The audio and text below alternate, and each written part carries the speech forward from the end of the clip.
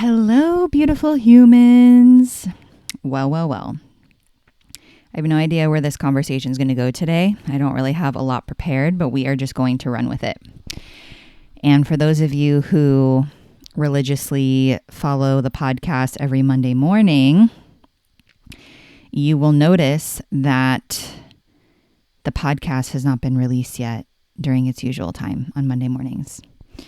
And that is because it just didn't freaking happen this week. I think this is the first time ever since the inception of the podcast that I have just been delayed.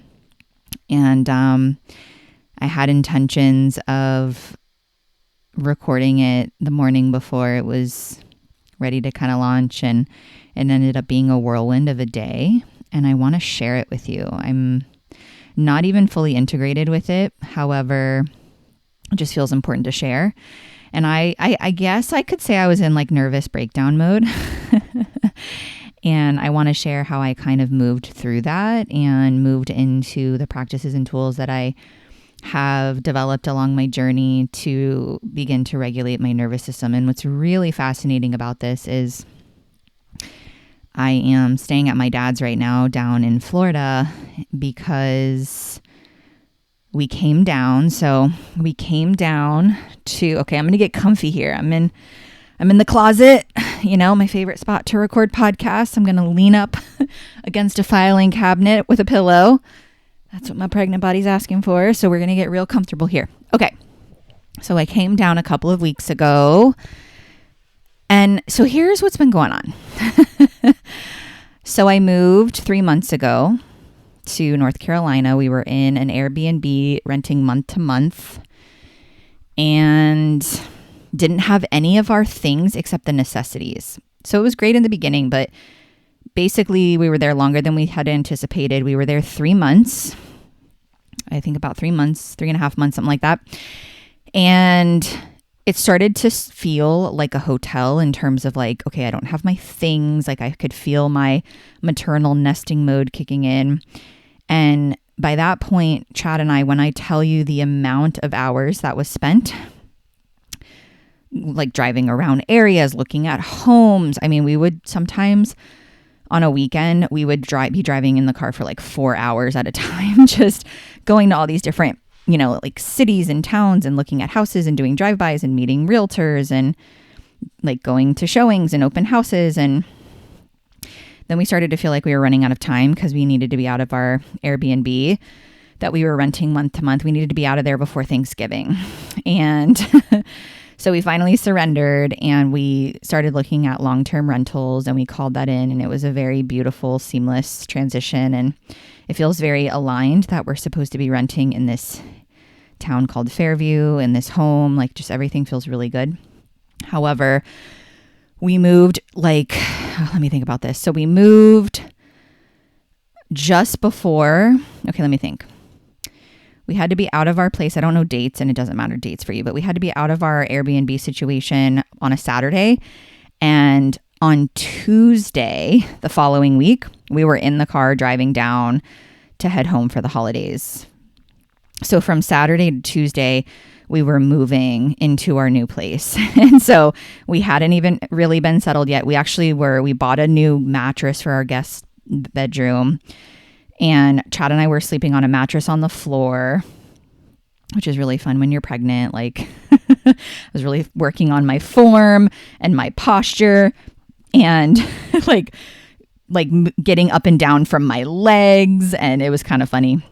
It's really teaching me to slow down and not just like rush through things, and teaching me the importance of like alignment in my body and honoring my body. So we didn't really have, we moved out of the Airbnb into our long-term rental, and we had, again, just the necessities, but we were doing our best to unpack. But so basically like we were not really fully unpacked, like trying to pack to come down to Florida.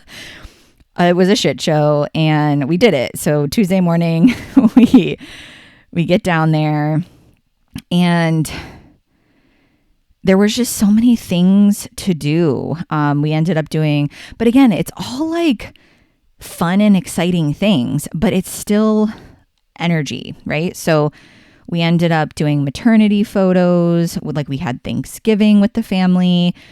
My family threw me a baby shower down here. And then we were getting everything out of storage and like out of our storage unit here, getting it in a U-Haul and moving it back up. So at the time when all this was like being planned and coordinated, it was like, oh, perfect. Like, so my family, like my sister and my mom wanted to throw me a shower. There was a part of me that was like, I don't want to shower because there's just so much going on. And I'm like trying to simplify my life. But of course I was like, but I also want to like see family and friends. And I want to like not regret not doing the things that you do when you're pregnant and being pampered and being showered and all of those things. So, where do I want to go with this? So I feel like by the time Chad and I got down here, we were just so tired. Like our bodies are tired. It's just been, it was like 14 months ago that we decided we were going to move. And then just the whole process of moving across the state, selling a house, like figuring out where you're going to be, moving all of your things.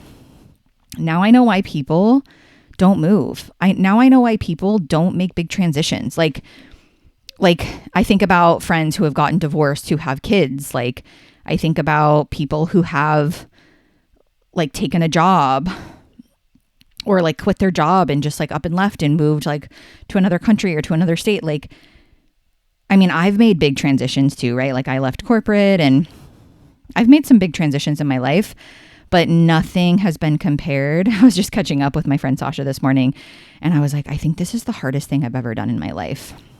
But here's the difference. It's the hardest thing that I've consciously chosen. I think that's the difference. Of course, I've been through things. I've been through challenges. I've lost people in my life. I've had like, traumatic type of experiences as most of us have. But this is like the hardest thing that I've consciously chosen of like, I am doing this. This just feels aligned. And then, of course, being pregnant, it's added a whole new element to it. And so I just want to address that like, it's okay to feel that things are hard even when you consciously choose them. Like it's not a victim consciousness to be like, this is effing hard at times. I don't want to do this at times. Like there are times where I'm like, I don't want to do this. I want to give up. I don't want to be pregnant. I don't want to be moving. I don't want to be doing any of these things. And it's like, I've let the guilt go of like, for example, talking with my baby, like I'm allowed to say, I don't want to be fucking pregnant right now. And also like when I acknowledge that there's a part of me that is like, this is hard. I did not want to be pregnant moving. What it does is it opens up this opportunity for me to be vulnerable and be real and be a human, that there's a part in my psyche that doesn't want that, doesn't want this, doesn't want the instability, doesn't want the unknown. So then it can like open me up to a conversation with my baby and with myself of like, oh, no. Like, okay, there's my limited thinking mind that thinks it knows better, that thinks she knows best, that is not able to see the full picture, that thinks that I can't handle this, that wants to be in her comfort zone, all of these things. It then allows me to like really ground into, okay, I know who the F I am. I know that this baby knows what he signed up for. I know that this is all part of my trajectory of growth and transformation. And I'm allowed to feel that things are hard at times. So like the difference is though, right? Like because I've learned how to like really allow and acknowledge and begin to accept that there's parts of me that don't want this or wants to do it a different way or thinks it's too hard or thinks that I'm not capable, it allows it to pass quickly so that I can then be like come back into myself.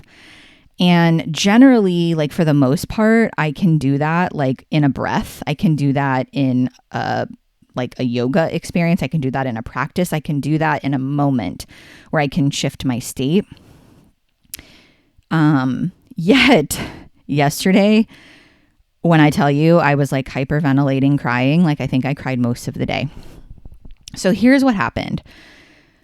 So my baby shower was a couple of days ago, and my sister and my mom threw the shower for me, but they don't live in the same city where the shower was. And like my sister's a single mama of a toddler. And there were just things that like I wanted. Like once I was like, yeah, I want a shower. Like, so I started being like, okay, I want these things. And I kind of started like, so it's interesting how I co-created this because there were issues. Like my sister was trying to help me find a venue because we wanted to like not have any cleanup, and we had contacted this one place, or she did, and she wasn't getting a good they were unresponsive. And then we ended up finding another place, and there was also issues with responsiveness. And so I finally like stepped in, and it's just interesting how so basically the venue was a wonderful establishment. Like the shower ended up being amazing. Like the food was great. The service was great. Everybody had a great time. But like behind the scenes, they were going through a lot of management changes. There was a like massive disruption in communication, unresponsiveness. Like it just was a kind of a shit show. And I see now how like I totally called that in, because I feel like the biggest medicine for me over the last couple of days is like, can you relinquish control? Like there's a part of me that's like, okay, if I'm going to do this, I need to do it myself in order for it to be done the way that I want it to be done. And so the reality is that I ended up doing like more planning for my shower than I shouldn't be planning my own shower at all. And so there was just all these little things and like breakdowns that happened along the way. And I ended up just like picking them up because it's like what I do. It's like, oh, because, well, what's also funny is I actually love planning events. I was a project manager as an engineer for so long. I'm great at communication. I'm great at coordination. I'm great at project management. I used to manage like multi-million-dollar construction and engineering projects. And I'm good at it. It's easy for me. It's not always the easiest for people. Like I can see a project or an endeavor, for example, like a baby shower, and I know like the steps, right? Like some people get overwhelmed with like the number of steps that happen and like being so linear, and I just know like, oh, this is like the first stage and this is the next stage. So it doesn't feel overwhelming for me, and I actually enjoy it. So it's really hard when it's hard to like relinquish control when you're like, oh, I kind of enjoy this. It's kind of fun for me. But what started to happen was when it started to get up to the shower, like my energy, like I just started feeling tired. Chad and I were really feeling like the last final leg of this move and transition, and the storage unit, like emptying the storage unit in the U-Haul. And I told him, I was like, I don't want to be a part of this whole like cleaning out the storage unit U-Haul thing. Like it's hard for me to not be there and be a part of it and coordinate and help.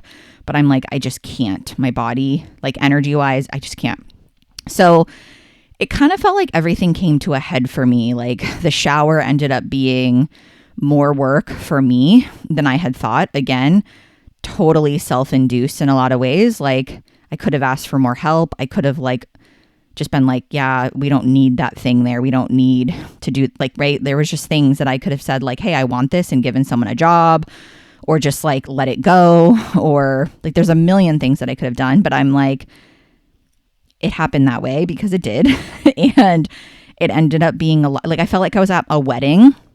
It was like a 3-hour dealio, right? And people are coming to see me, and I'm like making my way around the room and like making sure that everybody, like I get to talk to everyone. But there was also like setup and tear down. And of course we had help, but like I was also helping. So it's just interesting how there's this like part of me that feels like I need to do it. I need to be a part of it. I need to like always be helping and always be available and all of this stuff. So that was something that popped up of like, okay, that was a lesson. Like that was like the old Lindsay that was kind of coming through. And it was a beautiful event. I loved it. I'm so grateful that my family came. Like my mom and my sister made the drive, and I got to spend time with my nephew, and I got to spend a lot of time with my dad, and everybody was there. And I had friends from all walks of life who came and made time for me, friends who flew in from other states to come to my baby shower, friends who drove multiple hours to come be their family, who drove multiple hours. So it was just like, I feel so loved. I feel so supported. But also I was like, oh my gosh, Lindsay, can you just like let people do things for you? Like, if I just keep like doing the thing myself, then like I'm never going to get the support. Like if I keep trying to save the day, and if I keep being like, okay, I can do this because I'm capable, right? It's like, just because I'm capable of doing something doesn't mean that I have to do it, right? I can still ask for support. So that was a thing. So mind you, I forgot this part. With the baby shower, we ended up staying at a friend's rental, who she was gracious enough to let us stay. She has an Airbnb, and she let us stay. My mom, Chad, and she let us stay there for free as like a little beautiful offering and gift, because my sister needed to kind of stay at my dad's with my nephew. And so it was like, even just the small thing that didn't feel like it would be a lot of effort. It was like packing a bag to go to an Airbnb, and like making sure I had everything for the baby shower the next day. And like just little things like that, of like all the times that I've packed and unpacked, moved, right? Like I had my house in Sarasota, then I moved in with my dad, then the Airbnb, now I'm in my rental. And even just like coming back to my dad's and then going into this like temporary rental for a few days, it's like I could feel inside my body that like my body was just done. My body was done packing and unpacking, moving like all these new places, all these new environments. It was just done. So mind you, the shower was beautiful, yet like the control piece was real. Also, one of the managers had quit the morning of my baby shower. The manager who was supposed to be there quit. So like no one really knew what was going on. And it's so fascinating how I co-created these situations where there was literal shit show, like disruption happening. And it's like, can you like just let it be what it is? Can you relinquish control? Can you let people help you? Can you can you be reminded of what actually matters, right? It's like the shower is going to be great no matter what, even if things aren't going to get done the way that was initially planned. Because like the one person who knew everything that was going on was no longer worked at the establishment and wasn't going to be present. So I don't even know if there was a manager there when my shower was going on. I'm not even sure.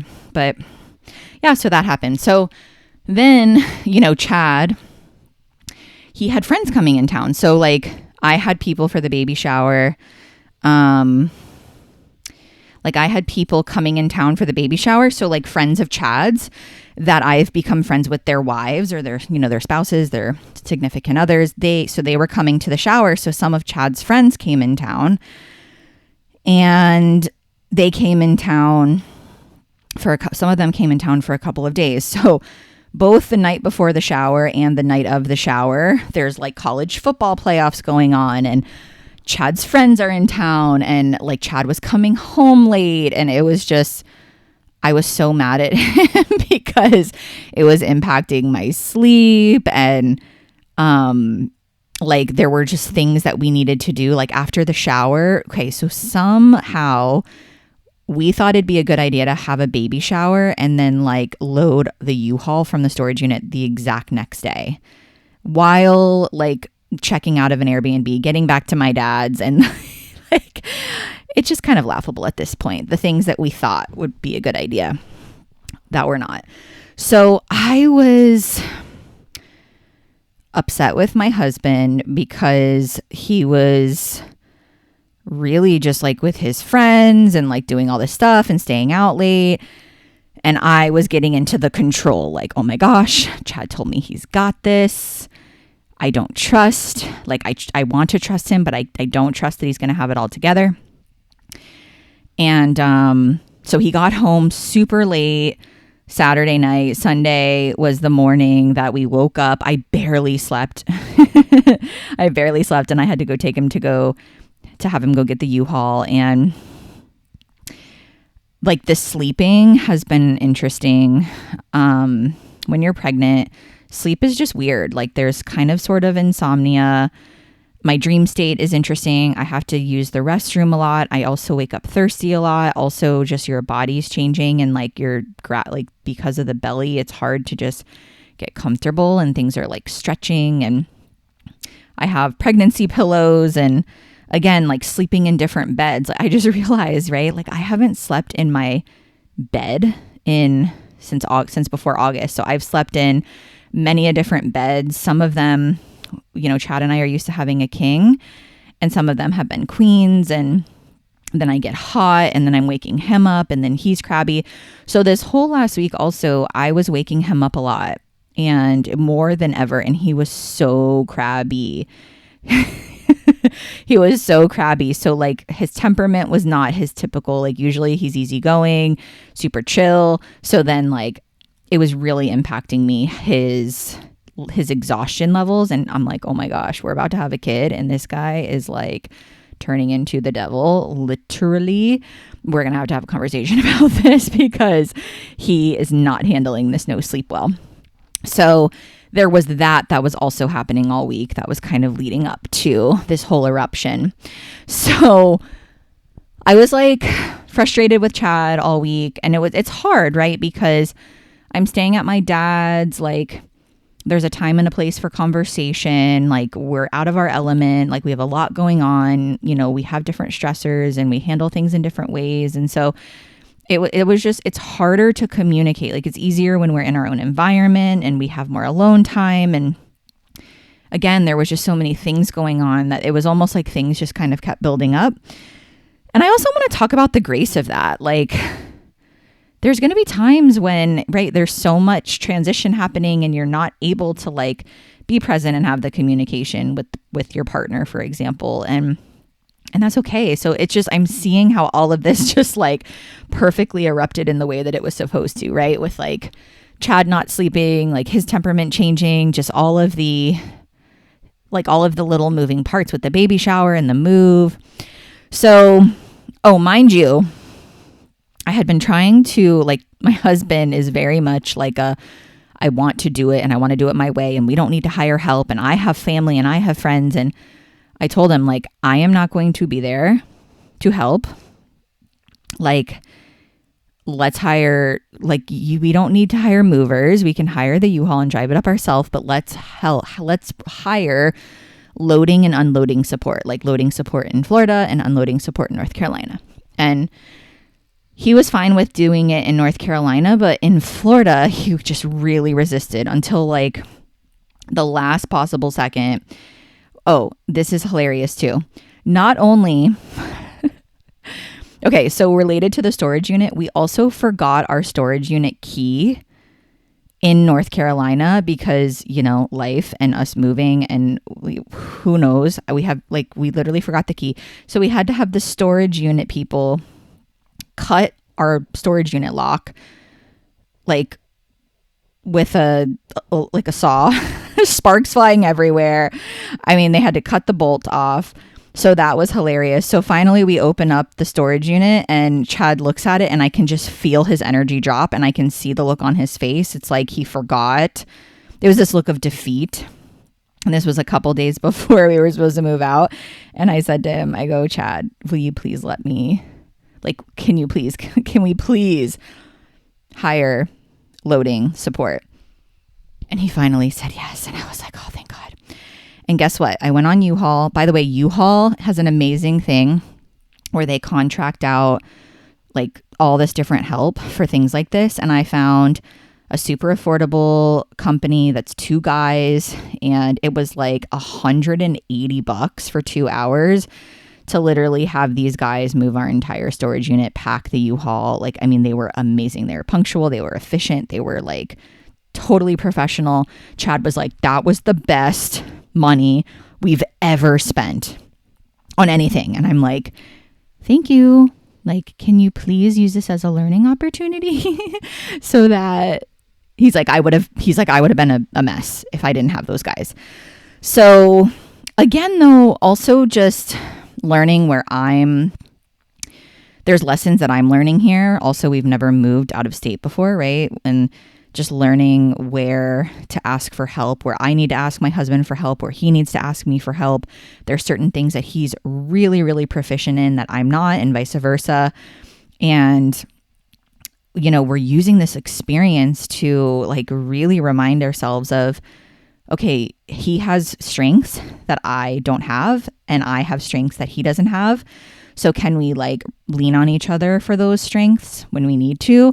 And also ask for support. And right. So it's like if he could be so hyper aware of like where his flaws are and his blind spots and his weaknesses are, he can ask me for help, and then I can help where needed, but then I can really just take a back seat with this experience and know that he's got it, and vice versa. So that's what was one of the biggest lessons that we learned, but I didn't even get to the part yet. Okay. So Chad is like going on zero sleep after like watching college football all day, watching the FSU in the watching FSU in the playoffs, being with his friends all day. Like he was up super early, helping out with the baby shower. I mean, he's going on like barely any sleep, and he's he's got the movers, and he calls me and he's like, the truck I got, the size that I got doesn't fit all of our things. And I was like, oh my gosh, I'm about to have a nervous breakdown. And that was one of the things that I kept telling him, like, get the biggest truck.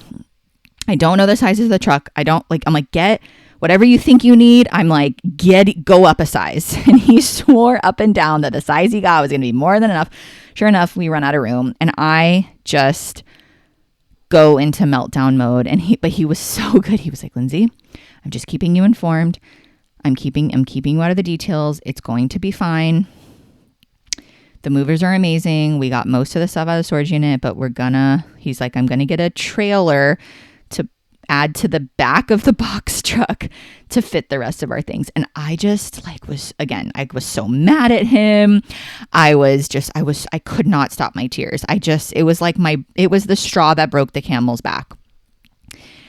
And because there was just so many things that I was like, you said you got it. Like he said he was going to have his friends help. Like he was terrible with communication with them. Like he was procrastinating on things. There were so many things he procrastinated on. There were so many things that, like, basically my husband and I are complete opposites in so many ways. And again, where he has flaws and blind spots and shadowy stuff, I am not a procrastinator. I am amazing at communication. So when he drops the ball and it's because of procrastination and lack of communication and things, it really irks me because it's so easy for me, right? And this is why triggers are so fun, right? Because it's so easy for me to be coordinating and communicating and just getting shit done and knowing when to get it done, but it's really a struggle for my husband. And so I know this, but in that moment, I was just so mad at him. I just wanted him to do this one mother effing thing. And I wanted to know that it could get done. And I wanted to know that I didn't need to be there. And I wanted to know that this whole time he's been telling me, Lindsay, I got it. You don't have to be at the storage unit. I'm going to take care of it. And of course, everything kept breaking down around us. And around, yeah. And I just I'm laughing because I'm like, oh my gosh, this perfect storm of this weekend of where I keep creating these situations where I need to save the day, where I need to be the one that does it, where I feel responsible.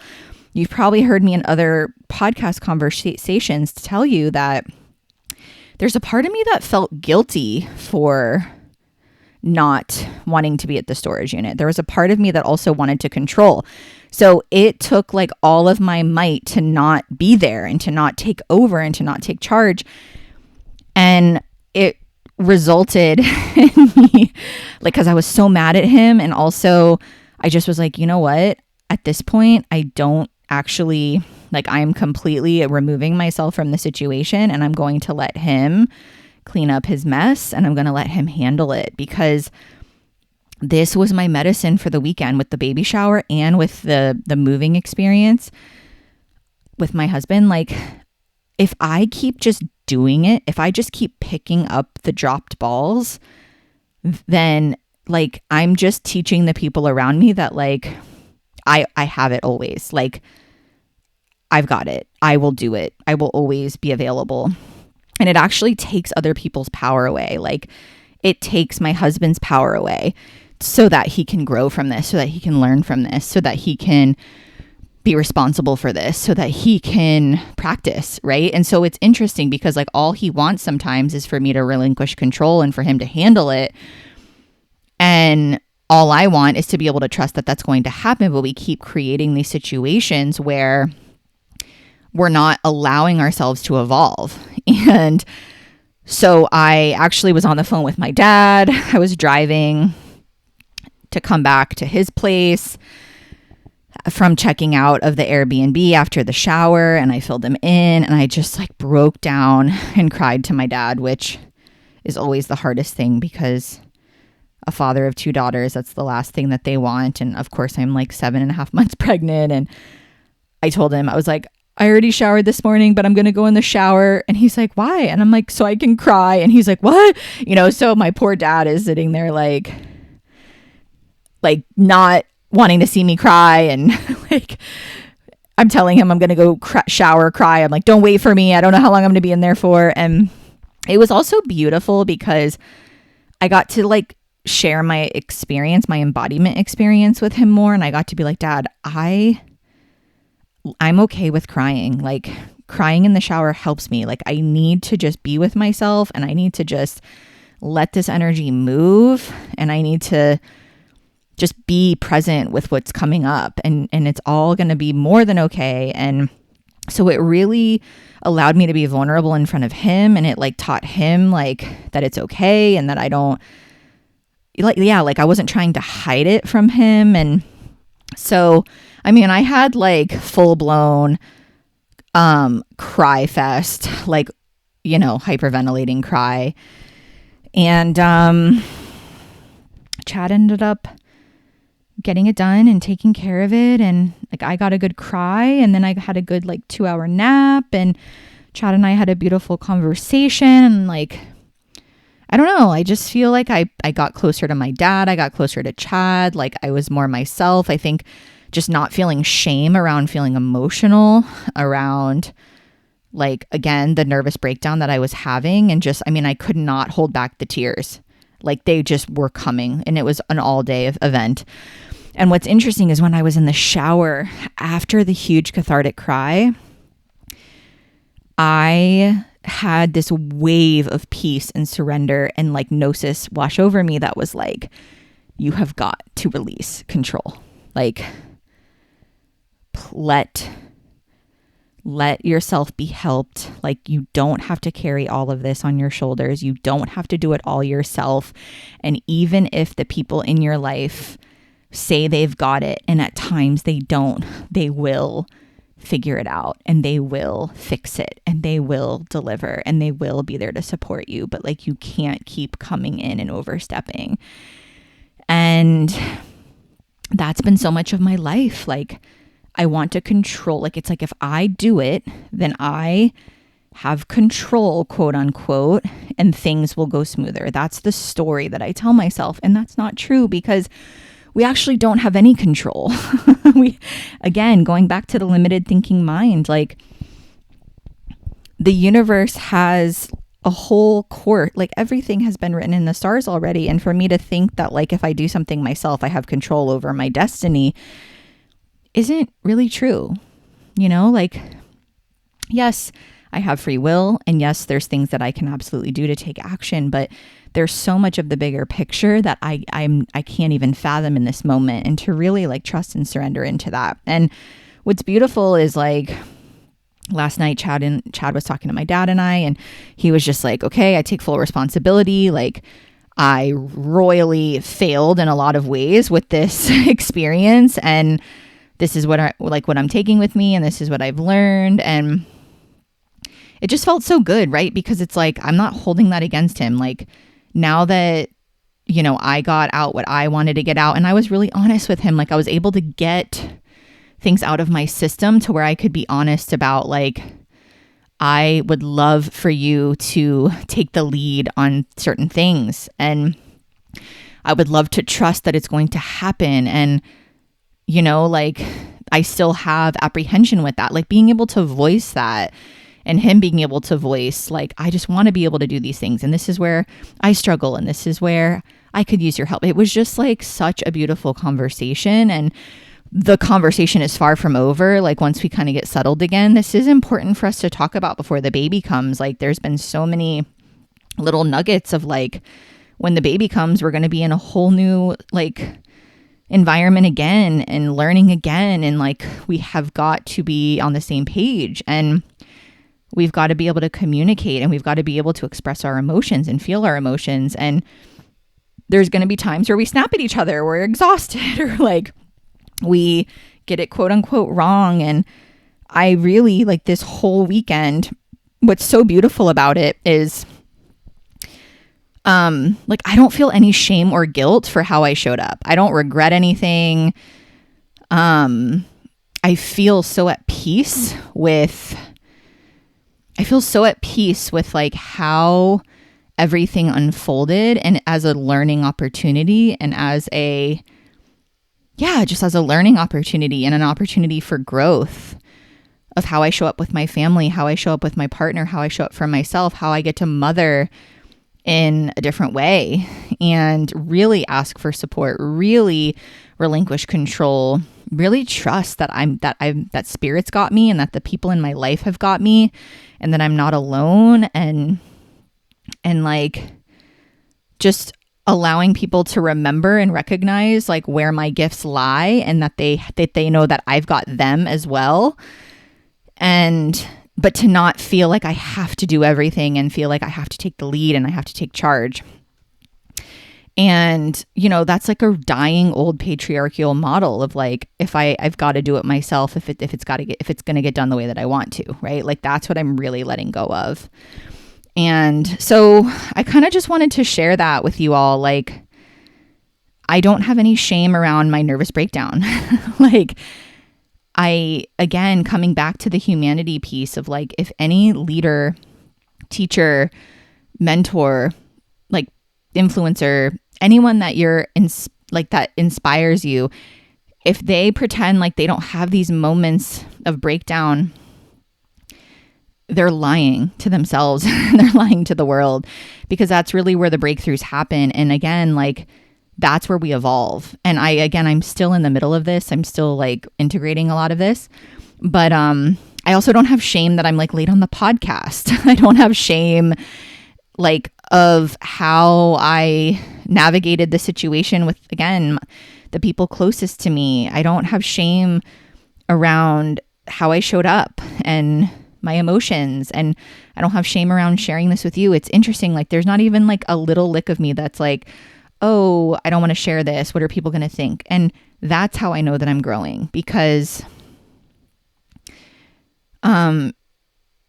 it's been wild. And for me to expect perfection in the middle of such a drastic change, and to expect things to go completely smoothly is so unrealistic. And so I just wanted to share like the gold on the other side of how my partner and I are really able to like have this solid relationship, and know where we're continuing to like disempower each other and not trust each other, and continue to show up in our old patterns, and how we're able to like communicate when things like this happen, so that the next time something emerges, we can shift, we can show up differently, we can hold space for one another, we can learn to listen more, right? We can learn of where to take a step back and where to let the other lead. And that's really important. So some of the like tips are that, like, again, some of the like lessons that I've gleaned are really in the like, if the emotion is coming up, can you just allow it? Because like especially as I was with my dad, because I know it like kills him to see me cry. And I got to almost let him see a side of me that was like, this is more than okay. Like, this isn't wrong. This is needed. This is required for me to move through what I'm moving through. And that was really powerful of like not resisting, right? Like the old me would have probably tried to hide it. And then what happens is it stays in my body, and then there's even more pressure, and it would take me longer to move through the experience where, I mean, literally I was in the shower having hysterical crying sessions, and I was getting waves of like downloads of what this was teaching me. It was so evident. Like, it was all about releasing control, and like, you cannot mother like this. Like, you're going to, like, I kept getting this, like, in order for you to be a thriving mother, like, this is the pattern that's being asked to finally be gently transmuted.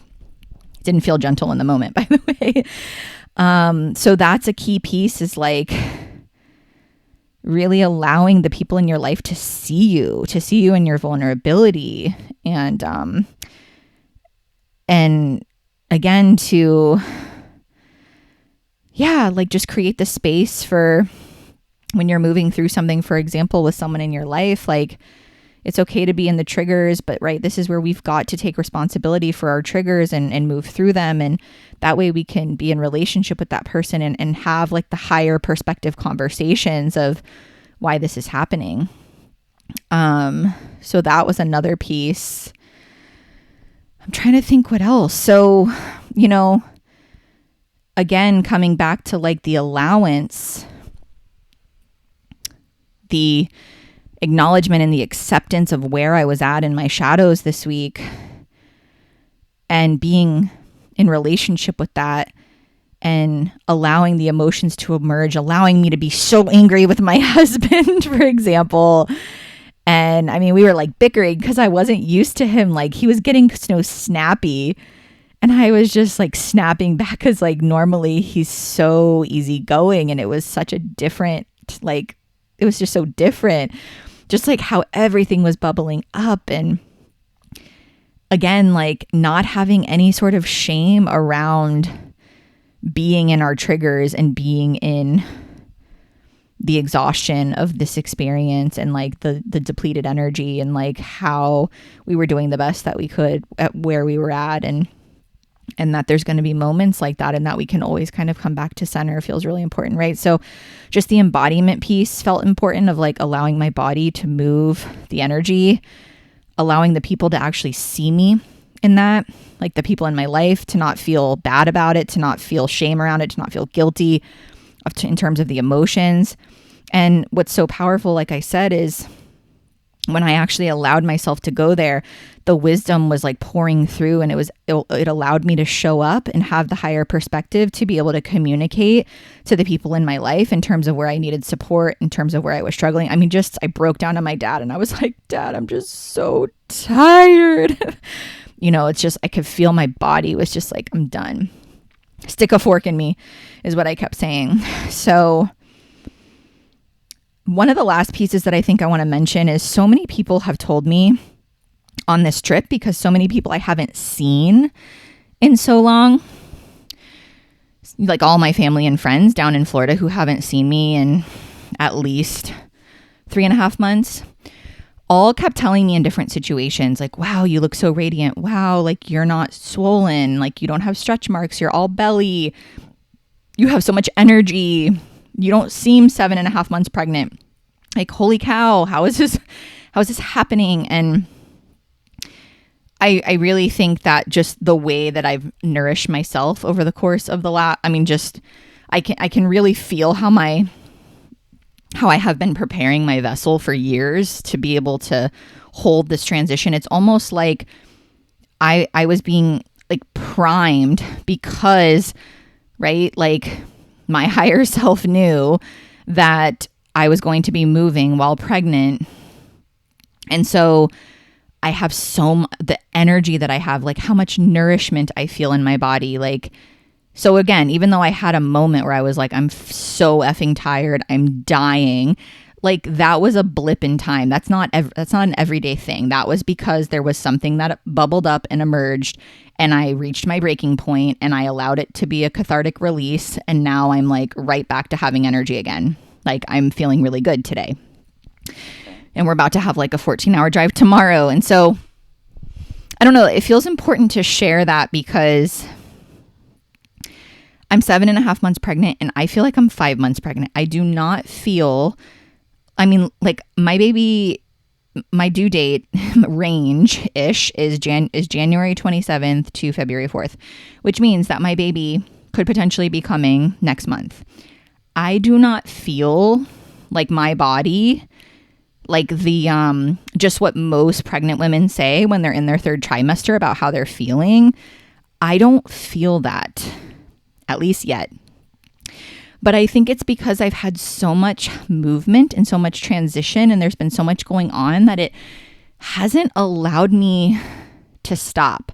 And I've talked about this in other podcast episodes. Like, I have learned how to rest while moving. So I have created so many pockets of bringing my spiritual practice into the everyday.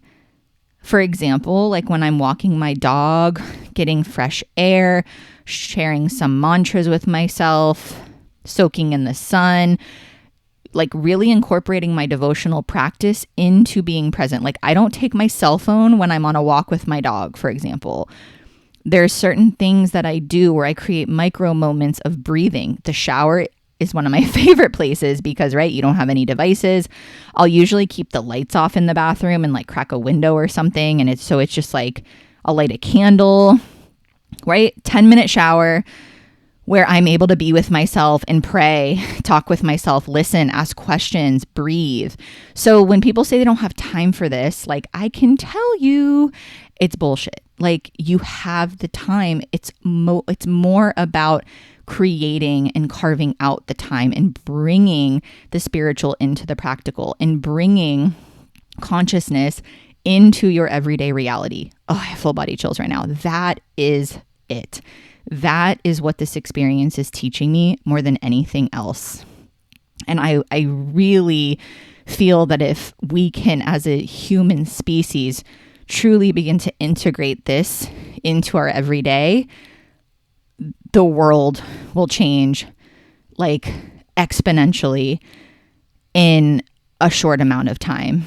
And that's what I'm noticing in my life. And I believe that I can attribute my energy, how I'm feeling, the trust that I have in the process of this pregnancy, of this labor experience, of mothering. Like I still feel like there's so much to do, but I trust. I've never had more trust in what will get done. And I will know what to do in any given moment. And when I don't, I know that I can ask for support. And I'm just not feeling like I need to have every little thing answered and figured out. And I'm really taking life moment by moment. And that feels like the new way, the new potentiality, like the new course that I'm kind of on in terms of this trajectory of stepping into this next chapter of my life. And so I hope that this supported you in, like, life has been a shit show for me up and down and all around. But again, like internally, I feel so different, and people can actually see it on my face and they can hear it in my voice, and they're reflecting it back to me. And that's where in the beginning I was laughing with the pregnancy journey, because I'm like, these are things people probably just say. And then it got to be like so crystal clear with the exact words that people were using in different situations. When I would see different people, I'm like, okay, this is interesting. People are using specific adjectives to describe the way that they're like receiving me energetically. And it's, there's like a resonance there. There's like a lot of similarities. And so I was like, okay, I really get to receive this. I get to believe that people are being honest with how they're feeling me. And I feel like, again, right, like advanced maternal age pregnancy bullshit, so much fear was injected into me. Well, at least they were trying to in the beginning. And when I say they, it's like anyone and everyone of like, you know, you have to really be careful, and like gestational diabetes and hypertension and this and that in your age, and like just how much of society will tell you like you're going to have all these issues, and like even everything with my baby, how my baby is positioned. My baby is positioned in like the most perfect position. Like his head has been all the way down since the beginning. He is so close to my cervix, like to the point where in my ultrasounds, they were like, oh my gosh, his head is right there. Like he has always been right there, but he's moving. I can feel him. I can feel him right now. Like he's just flipping and twisting and turning and like moving, and he's happy. I can feel him happy and thriving.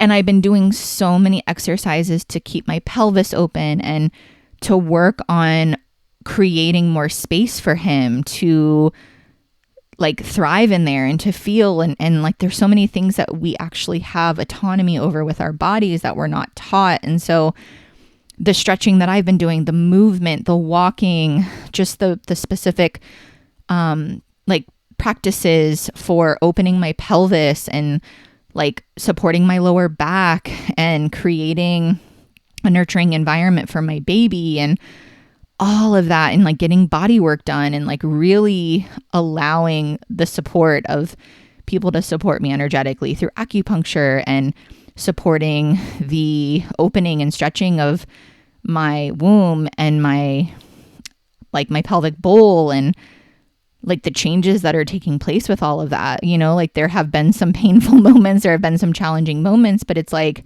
again, okay, like the body is a messenger, pain is a messenger. What is this? Like what's happening? How, like, okay, like let's create more space. How can I create more space on my own? How can I bring in support? And so I really just want to share that there's so much that I want to express and teach people about this experience and how I've been able to navigate just so much of the stigma around labor and pregnancy and what the body is capable of and not capable of, and how, for example, women are put on bed rest when really what they get to be doing is moving and stretching and honoring themselves. And there's so many things we can do through nourishment. Like the last thing that I'll say is I can't remember if I talked about this on a podcast, but my resting, so like my fasting glucose numbers, I tested my glucose on my own through like a finger prick, and it's actually been really fun. I've had opportunities to kind of see what spikes my blood sugar, what types of foods support me and don't. And so my fasting glucose numbers were still within normal range, but a little on the higher side. And so my midwife gave me some recommendations of supplementation with turmeric, with cinnamon, with garlic, adding those to cooked meals more. So ways that I can continue to like drop the stress, like drop the cortisol levels in my body. Because again, she's also like, you're moving, like you're in a lot of transition. So I'm not surprised why these numbers could potentially be a little bit higher. But like, there's never this alarming, like, oh my gosh, you have gestational diabetes, like you're on the cusp. It's more like, hey, these numbers are looking like something that we want to kind of monitor a little bit. But of course, it makes sense for the transition you've got going on. Here's some supplements that you can do. Double down on your practices. We'll do another testing of your blood sugar once you're back in town in mid-December, and we'll see how things are looking. And so it's very like, there's just no fear. It's like, it's not an issue until it becomes an issue. Let's be proactive. And it's exciting me to be proactive there. It's exciting me to be like, oh, okay, yeah, I can add these supplements and I can incorporate these like beautiful, like medicinal plants and all of these different, you know, like all of these different things to try to, you know, regulate what's happening in my body. And again, I'm not going into fear about it. And it's just been such a beautiful dance of like, oh, like here's some here's some numbers, like, right, here's some tests that we've done. And again, like, let's work through it on our own and let's see what happens. And then we'll retest. And it's just been such a beautiful way to be in trust of my body, trust of this process, trust of knowing that I have so much autonomy over how I can navigate this pregnancy without the traditional, like, methods that modern medicine will tell you in terms of bed rest, in terms of medication, in terms of this is what you can and can't do, in terms of, oh, you've got gestational diabetes, so now we have to control your labor and we have to induce you and we have to do this. So it's really teaching me to not go into fear, like if a certain blood work test comes back, for example, and something looks a little suspect, it's like, okay, I can do this. Let's try it out. And we still have time and let's see what happens.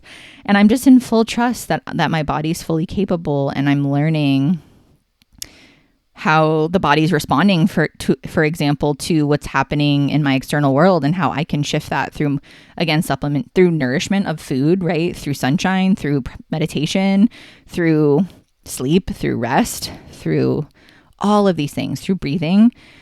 So all of it's playing a role in, okay, how can I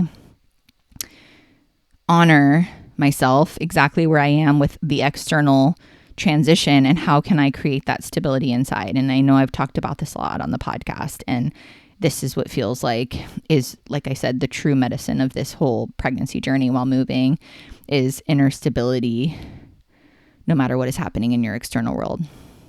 So that's where I'm at in a nutshell. This just felt like basically an update of where I'm at, where I was, and the grace, the honesty, the transparency of how to navigate being a human when we're going through growth spurts, spiritual growth spurts, as I like to call them. And that's exactly where I'm at. So I hope that this inspires you to allow yourself to be exactly where you are in those moments of rupture, and to really honor yourself and to truly allow yourself to feel, so that the messaging that is asking to emerge from your being comes through and allows you to navigate your relationship with yourself and your relationship with others in a more meaningful way. And yeah, so next episode, I'll have all my stuff in North Carolina, and it feels like, it just feels really, really good. So thank you for your patience and your grace and the delay of the episode launch. And yeah, reach out. I would love to hear what's landing for you with this one. Okay, much love.